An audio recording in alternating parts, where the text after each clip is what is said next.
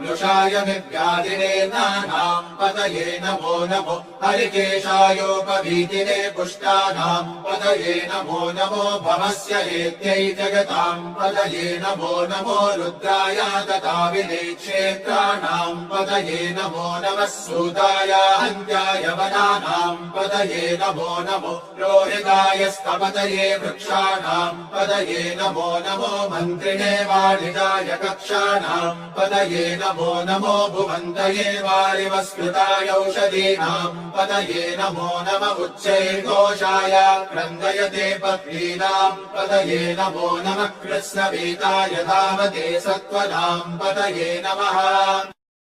ॐ नमस्ते अस्तु भगवन् विश्वेश्वराय महादेवाय त्र्यम्बकाय त्रिपुरान्तकाय त्रिकालाग्निकालाय कालाग्निरुद्राय नीलकण्ठाय मृत्युञ्जय